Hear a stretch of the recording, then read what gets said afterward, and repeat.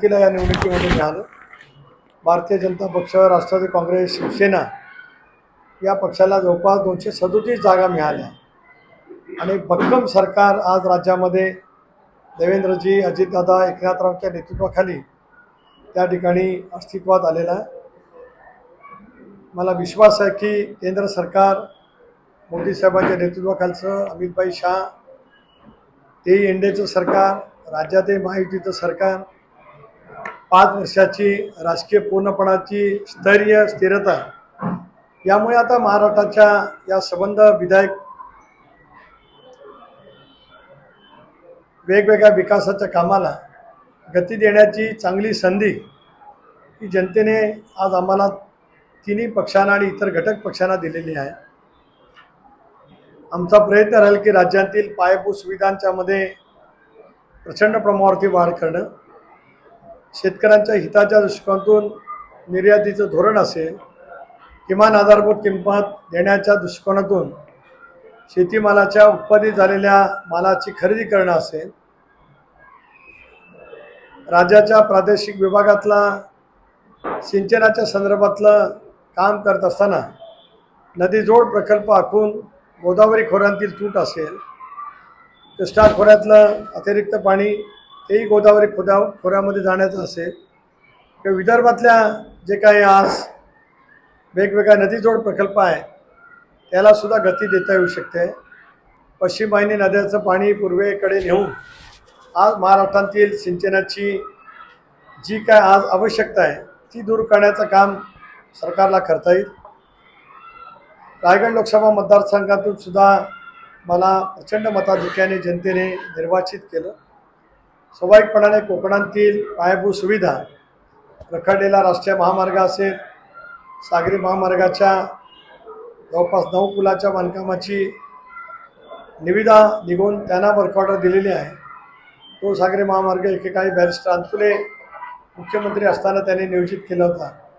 त्या रस्त्याचं काम पूर्ण करणं असेल, ग्रीनफील्ड एक्सप्रेसवे, मुंबई गोवा राष्ट्रीय महामार्ग आणि सागरी महामार्ग याच्यामधून जाणारा जो ग्रीनफील्ड एक्सप्रेसवे आहे, जसा मुंबई पुणे एक्सप्रेसवे असेल, समृद्धी महामार्ग असेल, त्या धर्तीवरचा ग्रीनफील्ड एक्सप्रेसवे हा नजीकच्या 5 वर्षामध्ये पूर्णत्वास येणं, वसई विरार अलिबाग इंडस्ट्रियल कॅरिडॉर त्याला गती देणं आणि दिल्ली मुंबई इंडस्ट्रियल कॅरिडॉरच्या माध्यमातून दिघी औद्योगिक वसाहत जी काय जाहीर केलेली आहे भारत सरकारने,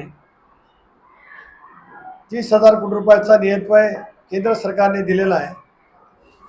मला संसदेमध्ये जाण्याची संधी मिळाल्यावर पंतप्रधान महोदयांची भेट झाली, अमितभाईंची भेट झाली, विनंती केली की दक्षिण रायगडमध्ये विशेष करून अधिक रोजगाराची साधनं निर्माण करायची असतील, स्थलांतर आपल्याला रोखायचं असेल तर प्रदूषण विरहित कारखानदारीला भारत सरकारने पाठबळ दिलं पाहिजे. वाढवणच्या धर्तीवरतीच भारत सरकारने 30,000 कोटी रुपये मंजूर केलेत. त्याचाही नियोजनाची एक बैठक माझी मुंबईला झाली, नंतरही होईल आणि त्याच्यातून वेगवेगळ्या ठिकाणी कारखानदारी कशी सुरू करता येईल याचाही प्रयत्न राहील. कोकण रेल्वेचे काही प्रश्न आहेत, आपलं वीर स्टेशन तिथून महाडला रेल्वे आणणं किंवा मेमूची रेल्वे वीरपर्यंत सुरू करणं आणि मग कोकण रेल्वे जी आज एकमेव अशी महामंडळ आहे या देशातल्या रेल्वेच्या जाळेमध्ये. इतर ठिकाणी सगळे रेल्वेचे मार्ग हे पश्चिम रेल्वे, पूर्व रेल्वे, दक्षिण रेल्वे, उत्तर रेल्वे याच्यामध्ये संलग्न आहेत. एकमेव असा कोकण रेल्वे आहे, महाराष्ट्र, गोवा, कर्नाटक आणि केरळ राज्यांच्या मध्ये जातो. त्याचं स्वतःचं महामंडळ आहे. ते तोट्यामध्ये असल्यामुळे या अधिवेशनामध्ये मी विनंती केली रेल्वे मंत्र्यांना की कोकण रेल्वेचे विलिनीकरण व्हावं, म्हणजे मग डबल ट्रॅक आता रत्नागिरीपर्यंत झाला, विद्युतीकरण झालं असेल, पुढचा डबल ट्रॅक होणं, आणखीन काही सुविधा ज्या देता येतील ते देण्याचा प्रयत्न करणं, याही दृष्टिकोनातून आमच्या सर्वांचे प्रयत्न राहतील. पर्यटनावरती आधारित असलेल्या रोजगाराची संधी कोकणात आहे. आपण पाहिलं की वेगवेगळ्या वाहिन्यांच्यावरती गेले 3 दिवस या बातम्या आहेत की या कोकण किनारपट्टीमध्ये प्रामुख्याने रायगड, रत्नागिरी आणि सिंधुदुर्ग 1,25 कोटी म्हणजे 125 कोटी रुपयाची उलाढाल केवळ पर्यटक आल्यामुळे मोठ्या प्रमाणावरती झाली. त्यामुळे या पर्यटकांच्या सुविधांमध्ये वाढ करणं, जलमार्गाची व्यवस्था करता आली तर ती करणं, राष्ट्रीय महामार्गापासून पर्यटन स्थळ जोडणं आणि त्याचबरोबर ती हिंदवी स्वराज्य संस्थापक छत्रपती शिवाजी महाराज यांचा राजधानी असलेला राज्याभिषेक सोहळा झाला तो रायगडचा किल्ला आपल्या रायगडमध्ये आहे. आपल्या जिल्ह्याचं नाव रायगड या नावाने आहे. रायगड किल्ल्याला सुद्धा युनेस्कोमध्ये त्या ठिकाणी समावेश करून घेणं यासाठी पंतप्रधान महोदयांची भेट झाली.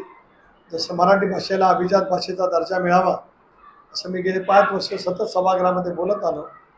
त्यामुळे माझी सगळे विचार लोकसभेमध्ये मी मराठीमध्ये मांडले आणि नुकतंच भारत सरकारने अभिजात भाषेचा दर्जा आपल्या मराठी भाषेला दिला. तसेच छत्रपती शिवरायांचे जे वेगवेगळे किल्ले आहेत त्यांना युनेस्कोच्या यादीमध्ये देऊन त्यांना जागतिक वारसा स्थळामध्ये स्थान मिळालं तर जगाच्या पाठीवरती इतिहासप्रेमी पर्यटक आपल्या सगळ्या परिसरामध्ये येऊ शकतात.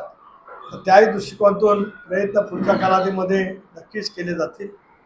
आणि मी सांगितल्याप्रमाणे इतर काय पायाभूत सुविधा आहेत, आरोग्यविषयक सुविधा असतील, शैक्षणिक असतील, रोजगारावरती निर्मित अभ्यासक्रम सुरू करायचे असतील, त्या संबंध कामाच्यामध्ये भारत सरकारची मान्यता मिळवायची असेल ती नक्की मिळेल. आणि मला विश्वास आहे की ज्या योजना डॉक्टर बाबासाहेब आंबेडकरांनी संघराज्याच्या कल्पनेमध्ये केंद्राने काय करायचं आहे ते अधिकार त्यांनी स्पष्ट केलेत, बाबासाहेबांनी घटनेत राज्यांनी काय करायचं आहे ते अधिकार स्पष्ट केलेत, केंद्र आणि राज्याने समन्वयातून काय करायचं आहे हे अधिकार या संघराज्याच्या कल्पने डॉक्टर बाबासाहेब आंबेडकरांनी घटनेमध्ये नमूद केले.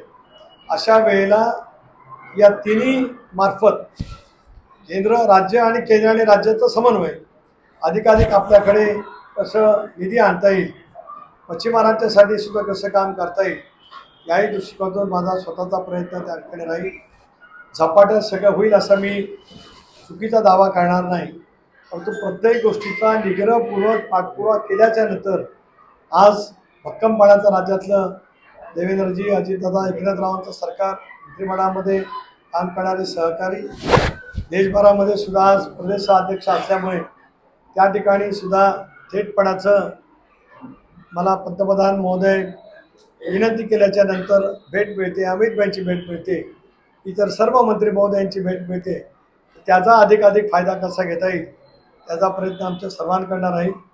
सुदैवाने यावेळच्या मंत्रिमंडळामध्ये आदिती तटकरे, भरत गोगावले यांना मंत्रिमंडळामध्ये स्थान मिळालं म्हणून मुख्यमंत्री, उपमुख्यमंत्री आणि या दोन्ही मंत्र्यांचं सुद्धा या विभागाचा खासदार अर्थाने मी अभिनंदन करतो. मला विश्वास आहे की आम्ही सर्व मंडळी विकासाच्या कामावरती अधिक लक्ष केंद्रित करत या सगळ्या प्रश्नाला गती देण्याचा प्रयत्न करू.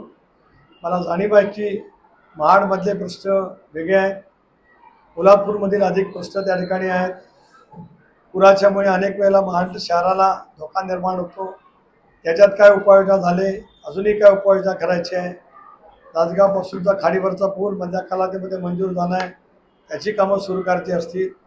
कोल्हापूरच्या परिसरामध्ये पर्यटनावरती आधारित रोजगार आणि इतरही कारखानदारी कशी आणता येईल त्याचाही प्रयत्न करावा लागेल. आणि सह्याद्रीच्या कुशीत पडणारं खूप मोठं पाणी आजही अरबी समुद्राला जे वाहून जातं ते आपल्या परिसरामध्ये वेगवेगळ्या जलसंपदा विभाग आणि जलसंधारण विभागाच्या मार्फत कशा पद्धतीने त्याची साठवण क्षमता वाढवता येईल हा एक प्रयत्न नक्कीच त्या ठिकाणी करावा लागेल.